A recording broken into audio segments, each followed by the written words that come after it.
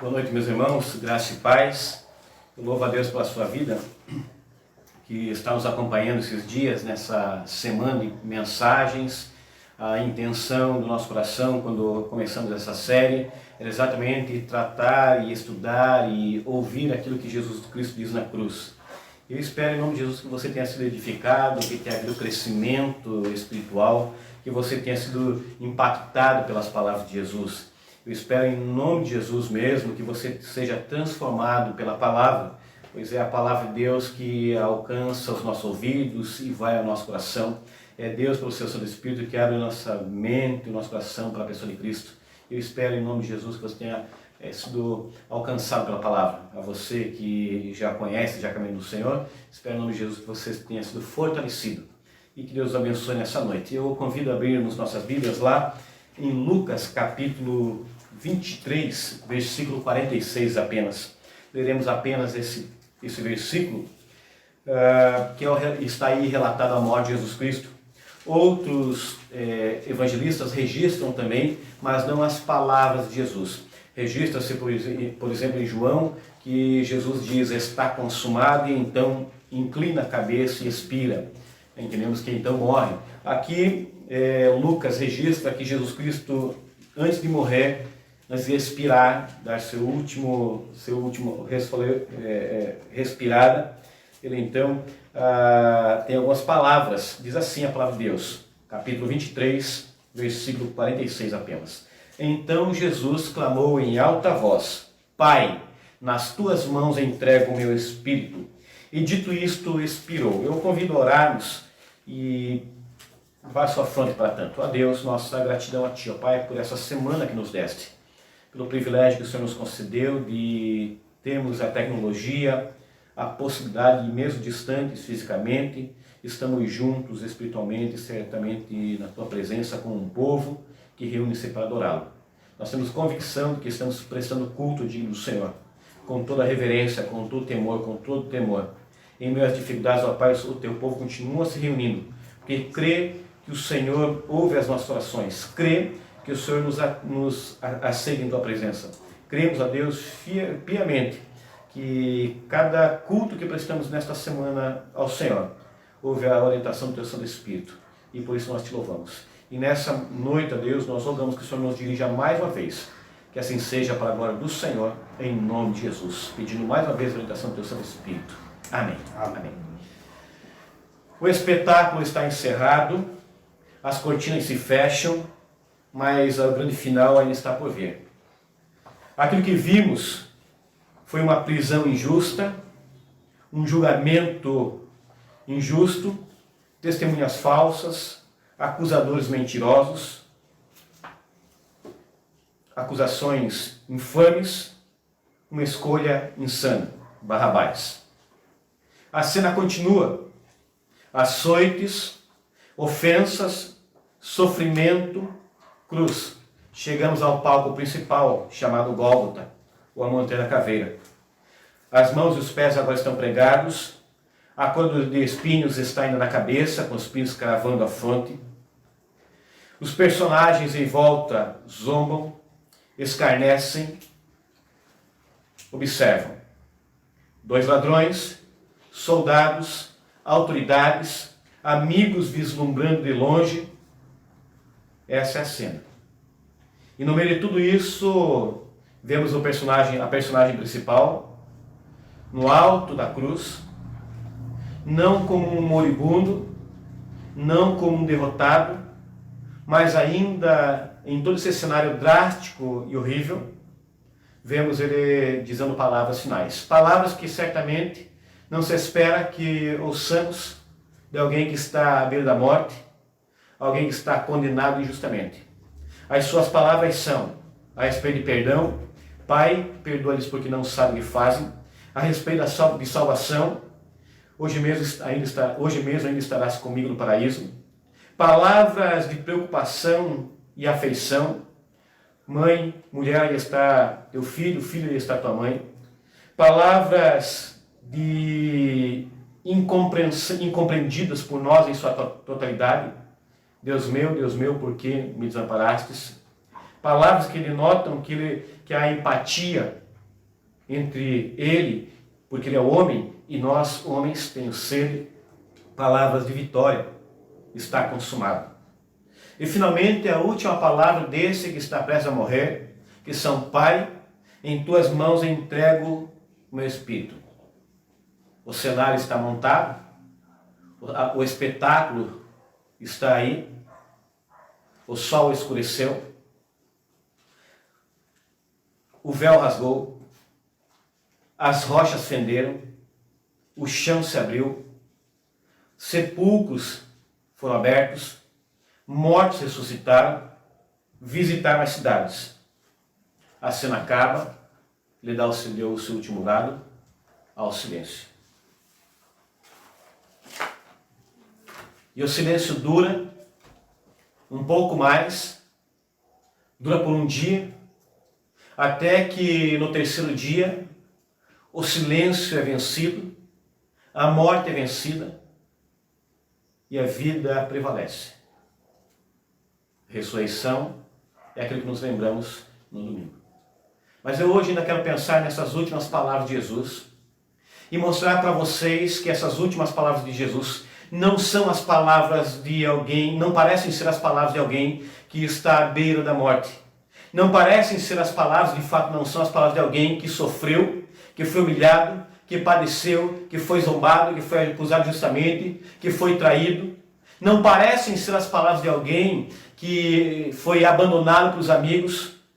Não parecem ser as palavras de alguém que ouviu alguns dias antes Hosana, numa entrada triunfal em Jerusalém, e ali homens o recebiam. Não parecem as palavras de alguém que é recebido como um rei terreno, porque são as palavras do rei celestial. Nós encontramos essas palavras e vemos que Jesus Cristo é o centro da narrativa, e vemos que Jesus Cristo está no controle o tempo todo. E quando eu penso em controle, eu admito, eu já perdi o controle muitas vezes. Já perdi o controle das minhas finanças, já perdi o controle do meu temperamento, já perdi o controle da minha língua, já perdi o controle do meu dia a dia. Assim como você, eu tenho certeza. Você talvez já tenha se perdido e perdido o controle de suas coisas, talvez tenha perdido em algum momento da sua vida o controle das suas finanças, da sua família, da sua própria vida. Nós, homens, costumamos achar que temos o controle de todas as coisas. No entanto, isso é mera ilusão. Nós não temos o controle de todas as coisas. No entanto, quando olho para aquela cruz, parece que está tudo descontrolado, parece que tudo perdeu o sentido, parece que tudo foi posto a perder, parece que não tem sentido mais. No entanto, tudo está sob o controle de Jesus. Não há nada, ainda que a situação seja horrível e trágica do ponto de vista humano, não há nada que tenha ocorrido ali que estivesse fora dos planos de Deus. Jesus Cristo está no controle. E essas palavras de Jesus denotam exatamente isso. Denotam que Deus, o Deus Filho, o Deus Pai, o Deus Espírito estão no controle de todas as coisas. Até mesmo nesse momento, nesse horrível momento, nesse terrível momento, no dia mais horrível e terrível da humanidade, que suplanta todos os dias horríveis e terríveis que possamos imaginar. Porque aqui um justo é condenado injustamente.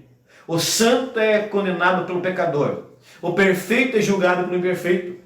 E então encontramos Jesus dizendo: Pai, em tuas mãos entrego o meu espírito. Primeira coisa que eu quero destacar aqui nesta porção das Escrituras é que Jesus Cristo, mais uma vez, ele cita o Antigo Testamento. É interessante porque Jesus Cristo valorizava o Antigo Testamento, pois o Antigo Testamento é a palavra que ele tinha em mãos. Nós hoje vivemos um tempo que muitas vezes as pessoas não valorizam tanto o Antigo Testamento, relacionando a Antiga Aliança e pensam que está relacionado apenas à lei e tudo mais, e descartam praticamente o Antigo Testamento. Mas o Antigo Testamento é valiosíssimo para que compreendamos o Novo Testamento. Já dizia um teólogo do passado que o Antigo se completa no Novo e o Novo se completa no Antigo. É um livro só. E esse mesmo teólogo falava que as profecias do Antigo se cumprem no Novo, e o Novo é o cumprimento do Antigo.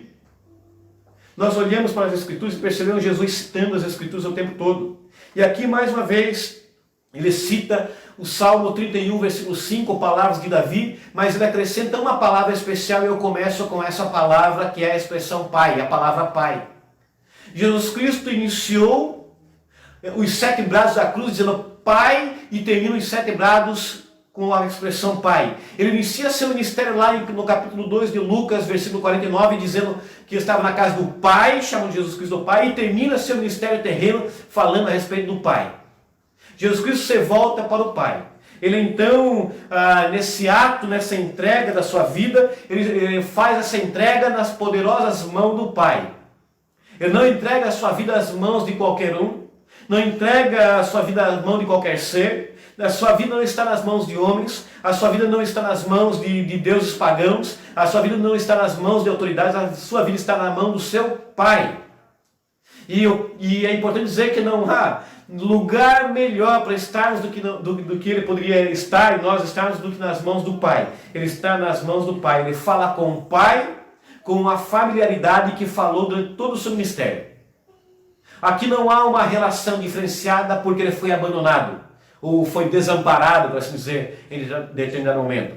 Aquelas palavras, Deus meu, porque me desamparastes, não quebram a relação dentro da Trindade. Cristo ainda se dirige a Deus como Pai.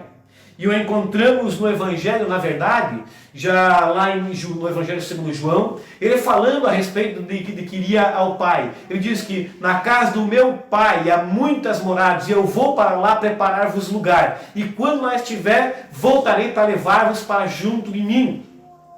Jesus Cristo conhecia o Pai. Jesus Cristo relacionava-se com o Pai. Jesus Cristo entrega a sua vida ao Pai. E aqui ele está fazendo aquilo que agrada ao seu Pai. A sua vida, toda ela, foi uma vida para fazer a vontade do Pai. Então Cristo, quando morre na cruz, passa por todas essas atrocidades na cruz, é porque ele tem o desejo de agradar o seu Pai. Então olhamos para Jesus Cristo e vemos que no plano da salvação, o Pai determinou que assim fosse. Foi o Pai que determinou que fosse desse jeito que acontecesse. Foi o Pai que determinou que isso acontecesse. O Filho não se rebelou quando o Pai determinou. O Filho não achou ruim. O Filho não contestou. Pelo contrário, o Pai determinou e o Filho submissamente, humildemente, acata a vontade do Pai para realizar a vontade do Pai. Então o Pai determina e o Filho realiza porque tem prazer na vontade do Pai, porque quer agradar o Pai. Tudo aquilo que o Pai havia determinado. E o Santo Espírito aplica nas mentes e corações a obra do Filho, abrindo o nosso coração para que compreendamos a cruz e a vejamos vazia. E saibamos que o nosso Redentor não está ainda cravado. O nosso Redentor ainda não está pregado. Portanto, Jesus Cristo volta-se para Jesus Cristo, para Deus Pai, porque sabe que o Deus Pai esperava que assim fosse. Em determinado momento ele diz, Pai, se for possível, passe de mim este cálice, mas antes que seja feita a tua vontade. Há uma relação que nós ainda não conseguimos compreender dentro da Trindade. Há uma harmonia perfeita, onde o Pai e o Filho relacionam-se, o Santo Espírito se relacionam de um jeito que nós ainda não compreendemos. Por isso que quando Jesus Cristo diz aqui Pai, de fato ele tem a compreensão real, verdadeira, plena, absoluta do que ele está dizendo. Pai. E ele nos ensina nas Escrituras, a dizemos também, a nos voltarmos para Deus também da mesma forma. Ele nos ensina em Mateus capítulo 6 também a nos voltarmos para Deus como Pai, Pai nosso que estás nos céus. A primeira lição que encontramos aqui neste texto, neste versículo, é aquela em que Jesus volta-se para Deus Pai, com essa expressão Pai, e nos ensina que nós também somos filhos. Nós também podemos chamar Deus de Pai. Nós também temos a segurança de estarmos nas mãos do Pai. E quando pensamos no Pai Celestial, nós pensamos num Pai que protege, nós pensamos num Pai que guarda, nós pensamos num Pai que ama, nós pensamos num Pai que dá segurança, nós pensamos num Pai que nos envolta em seu braço, que nos embala, que protege-nos durante o sono. Nós encontramos na figura do Pai alguém em quem nós encontramos abrigo e fortaleza.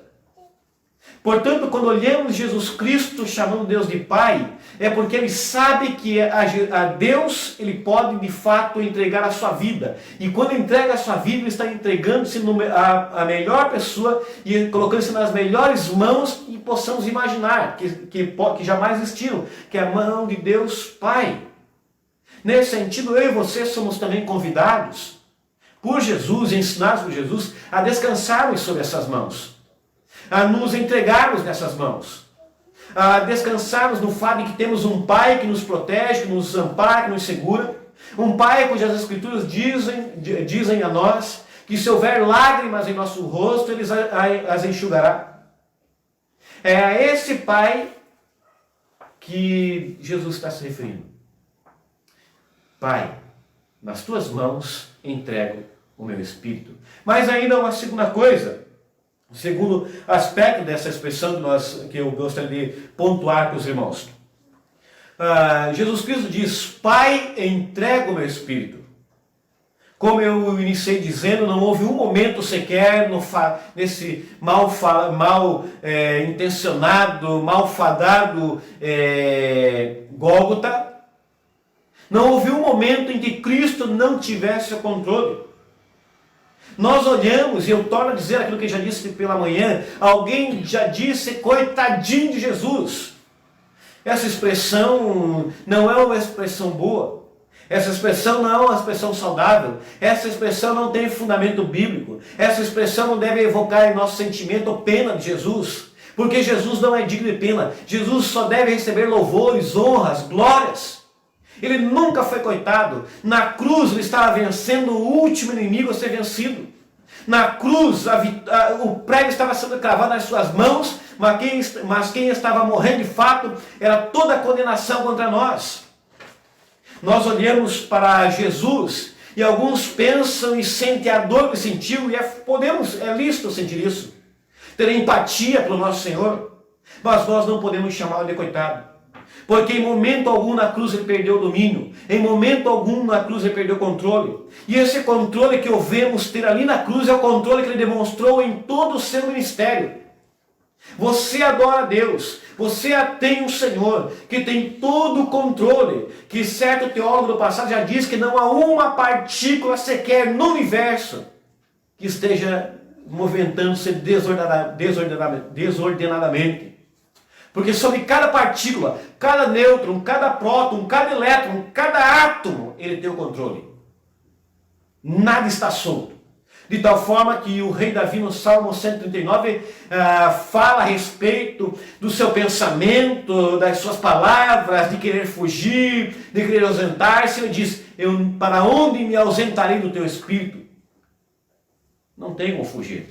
Ele tem todo o domínio. Ele é onisciente, ele é onipresente, ele é onipotente. E é esse Jesus que está ali na cruz. E ele diz, eu entrego. Ninguém a tira, mas eu a dou. Ninguém a rouba de mim, eu a entrego. É um ato ativo, ele está entregando. Não são meramente os homens que estão tirando, mas ele está entregando a sua vida para realizar, cumprir o plano do Pai. E esse controle, como eu disse, é demonstrado em todas as Escrituras. Quando olhamos Lucas capítulo 4, versículos 16 a 30, ouvimos pregar. E o seu discurso não cai bem aos ouvidos de algumas pessoas. E essas pessoas movimentam-se em sua direção para tomá-lo à força e jogá-lo para um abismo. Mas ele tem o controle de toda a situação. E enquanto pessoas estão ali querendo tomá-lo à força, ele passa no meio delas, passa por entre elas, calmamente. E ninguém o detém. Porque ele tem o controle. E ele, no controle de todas as coisas, vai cumprir cabalmente o plano eterno de Deus Pai. Mas ainda, nós ouvimos em Marcos capítulo 4 também, está ali uma tempestade de vento que se levanta, o mar bravio. Mas Jesus, em meio àquela tempestade, está dormindo tranquilamente na polpa do barco. Os seus discípulos estão com o coração intranquilos. Perderam o controle do barco. Perderam momentaneamente o controle da sua própria vida. Estava ali à deriva. Mas eis que Jesus dorme tranquilamente. E eles então acordam. Jesus, estamos a perecer, salva-nos. Ah, irmãos, e aquele que tem o controle de todas as coisas volta-se para o vento e diz: cala-te, emudeça-te. Ele está no controle. As multidões quiseram tomá-lo, não conseguiram, porque ele estava no controle. A tempestade e o mar bravio se levantaram, e os discípulos ficaram com medo, mas ele está no controle.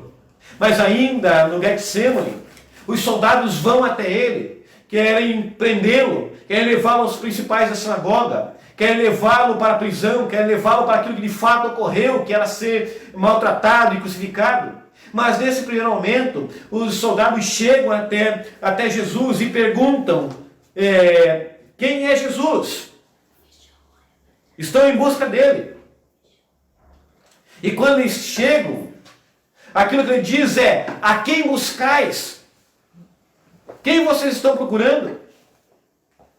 E eles dizem: Jesus. E aquilo que ouve é: eu sou.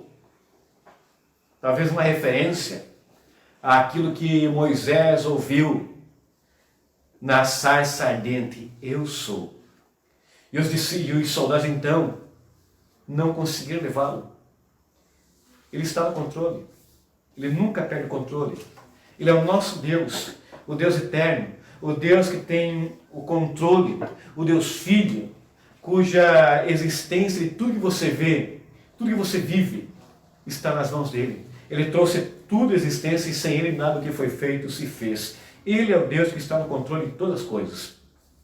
E porque ele está no controle, ele se entrega voluntariamente, ninguém toma a sua vida. Ele não foi alguém que levantou a pergunta: quem matou Jesus? Os romanos mataram Jesus. Os judeus mataram Jesus. Mas em última instância, a morte de Jesus está dentro dos planos do Pai. Ninguém o matou em última instância, ainda que os homens sejam culpados por esse pecado. Mas em um último olhar, em última instância, a morte de Jesus foi para cumprir o plano do Pai. Porque ele estava no controle, ele se entrega voluntariamente. Mas porque ele estava no controle, ele também se entrega sacrificialmente. Havia necessidade de derramamento de sangue. Sem derramamento de sangue não há remissão de pecado, diz nos Hebreus. Portanto, o derramamento do sangue do cordeiro era necessário. Mas os animais já não são suficientes. As pombinhas já não são suficientes. Havia necessidade de um sangue com muito mais valor. E aqui está o cordeiro pascal, segundo o apóstolo Paulo. O cordeiro que entrega a sua vida para ser morto e ter o seu sangue derramado em nosso favor. É suficiente e eficiente para cumprir exatamente aquilo que agradava ao Pai, para realizar a missão cabalmente, a sua missão cabalmente. Ele está no controle e se entrega voluntariamente. Ele está no controle e se entrega sacrificialmente. Ele está no controle e se entrega porque confia no Pai. Jesus Cristo não confiava em homens, porque ele sabia e sabe como são os homens, mas ele confia no Pai. Ele não perdeu o controle nem um minuto sequer. Ele esteve o tempo todo no controle de todas as coisas. As palavras que ele diz na cruz não são palavras de um moribundo, não são palavras de alguém que está condenado à morte, mas são palavras de um homem que confia no Pai e que faz a vontade do Pai e é submisso ao Pai. E que quando entrega a sua vida, o faz não porque é forçado a fazer, mas porque deseja agradar ao Pai. Então, Jesus nos ensina a chamarmos Deus de Pai e temos em mente que temos um Pai de fato. Mas Ele nos ensina também que ainda que eu e você percamos o controle de todas as coisas, Ele jamais perde. E se você ama Jesus Cristo, se você crê em Deus, se você crê que a morte dele na cruz foi suficiente e eficiente para pagar o preço dos nossos pecados, saiba, Ele está no controle. Ainda que você possa perder o controle, ainda que vejamos nesse momento o mundo parece que sem controle, ainda assim pandemias, guerras, mortandades, não tiram o controle das mãos de Deus. Deus tem todo o controle e a sua vida está nas mãos de Deus. E Deus, que rege e sustenta todas as coisas, controla todas as coisas, de tal forma que a sua vontade sempre se cumpre. Eu quero que você saiba esta noite que a sua vida não está solta. Você não está desamparado. Mas Deus está no controle, ainda que você tenha perdido o controle. Ainda que você não veja janelas abertas, portas abertas, ainda que as densas trevas estejam sobre a sua cabeça, ainda assim saiba, se você ama a Jesus, se você confia em Jesus, Ele não perdeu o controle nunca. Nem no Getsemane, e nem agora. Nem na sua morte, e nem nos seus problemas. Ele é o Deus que está no controle. Ele é o Deus que nós podemos abrigar. Ele nos ensina a chamarmos Deus de Pai. Ele nos ensina a nos voltarmos para Ele também, descansando no controle. Mas ainda uma terceira coisa, o terceiro aspecto que encontramos aí, Jesus Cristo nos ensina também, quando Ele fala que em Tuas mãos eu entrego o meu Espírito. Deixe-me dizer bem, olhando nos seus olhos, você e eu, muitas vezes, pensamos que a única realidade que existe é o aqui e agora. Você e eu, muitas vezes, pensamos que a única realidade que existe é a presente. Vivemos muitas vezes como se não existisse o amanhã. Vivemos muitas vezes como se não existisse vida após esta vida. Mas Jesus Cristo, o próprio Deus, o Deus Filho, nos ensina que há uma parte imortal em nós. Há uma parte que dura mais que esta vida. É o próprio apóstolo Paulo que nos ensina quando trata a respeito de ressurreição no capítulo 15. Ele diz o seguinte, que se a nossa esperança em Cristo limita-se apenas a esta vida, somos os mais infelizes dos homens. E Jesus Cristo nos ensina a refletir a respeito da vida vindoura. Porque Ele fala que entrega o seu espírito.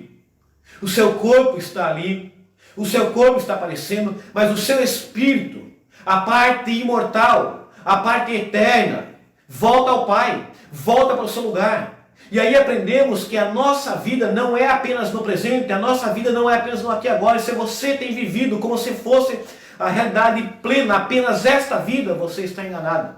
Precisa cuidar da sua vida eterna, precisa cuidar da sua vida espiritual. Entenda, quando falamos em vida espiritual, vida eterna, estamos dizendo na vida após esta vida. Há muitos que vivem esta vida como se não tivesse outra vida. Há muitos que não acreditam. Há muitos que zombam de cristãos porque creem que é uma vida após esta vida. Mas independente do que digam, do que creiam, o fato é que Jesus nos mostra, e a palavra de Deus nos mostra que há uma vida após esta vida. E que precisamos nos preparar para ela. Precisamos estar com Jesus Cristo, preparando-nos para a próxima vida, para a vida vindoura, para a vida eterna, para a vida verdadeira. Jesus Cristo nos ensina que a realidade não é só esta que meus olhos veem, que as minhas mãos apalpam. Jesus Cristo me ensina que é uma vida após esta vida, e eu preciso me preparar para essa vida. E a minha pergunta a você que participa deste culto é: como você está se preparando para a vida eterna? Você confia em Jesus? Você crê em Jesus? Você tem descansado naquilo que Jesus Cristo fez na cruz? Você tem amado a Jesus Cristo mais do que qualquer outra coisa da sua vida? Você tem obedecido aquilo que agrada ao Deus Pai? Você tem obedecido aquilo que exalta ao Deus Filho? Você tem andado sob a orientação do Espírito? Você tem se preparado para a vida eterna? Jesus Cristo, quando entrega o seu Espírito nas mãos do Pai, Ele me ensina e nos ensina que há uma realidade plena e perfeita além desta vida. Eu e você conhecemos apenas ainda como que sombras, mas a realidade ainda está por vir. E entenda, eu peço em nome de Jesus que você entenda que há uma realidade de prazer, de alegria. E essa realidade de prazer e alegria a Bíblia nos chama de céu, que a melhor coisa que há nesse lugar não são as ruas de ouro, mas a melhor coisa que há nesse local é a própria presença de Deus. É por isso que desejamos tanto o céu. É porque nos encontraremos com o nosso Deus, com o nosso Senhor, nos encontraremos com a Trindade Santa, gozaremos plenamente e absolutamente e completamente da presença da Trindade Santa. Por isso o céu é tão belo, porque estaremos na presença do Pai, na presença do Filho, na presença do Espírito. O céu não é tão desejável a nós por aquilo que podemos imaginar como será, o que terá, mas é desejável a nós por causa da pessoa de Jesus Cristo, por causa da pessoa do Deus Pai, por causa da pessoa do Deus Filho, pela Trindade Santa. Por isso o céu é desejável. É um lugar de prazer, é um lugar de alegria, é um lugar de gozo, é um lugar de felicidade. Mas há uma outra realidade que é terrível. Há um outro lado da realidade que é terrível, é horrível.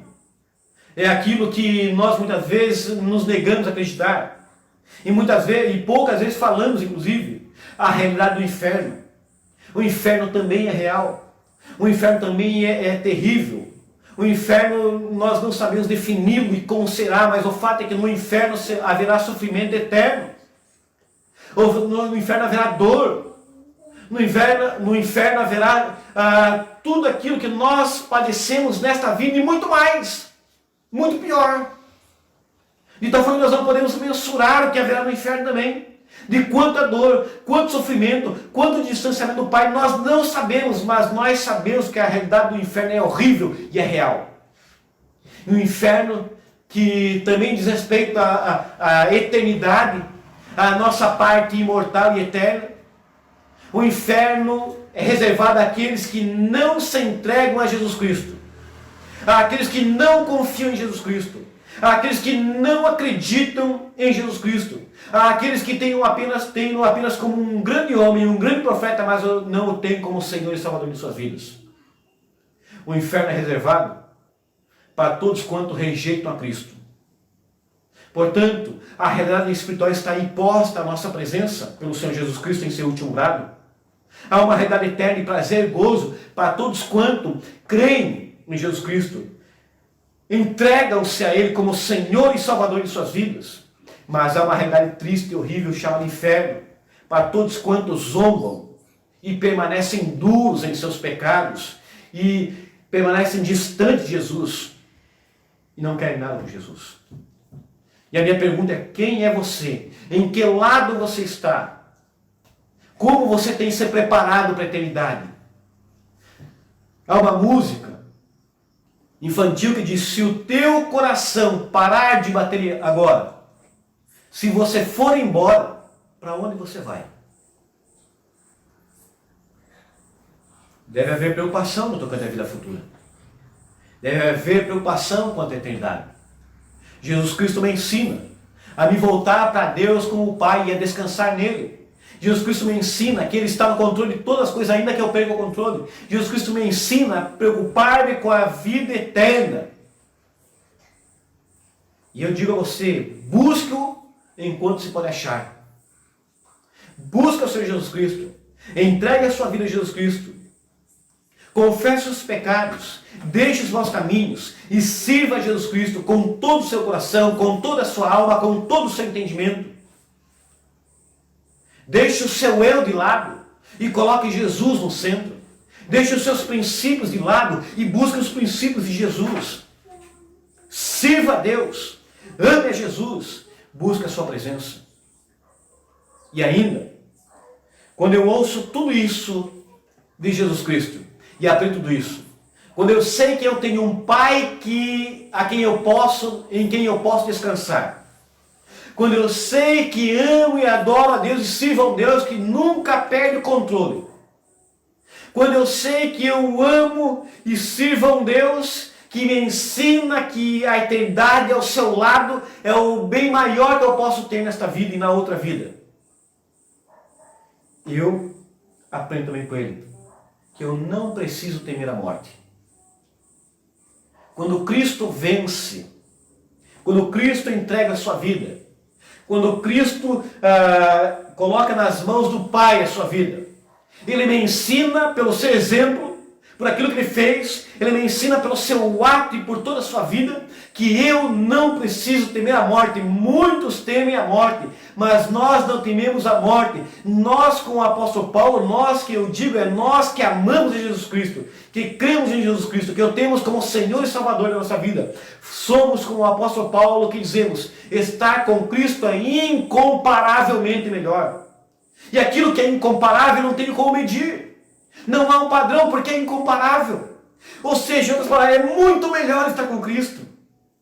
Mas no contexto que Paulo fala essa frase, ele diz: eu ainda preciso estar aqui porque assim é a vontade de Deus também. Mas estar com Cristo é incomparavelmente. Nós não tememos a morte.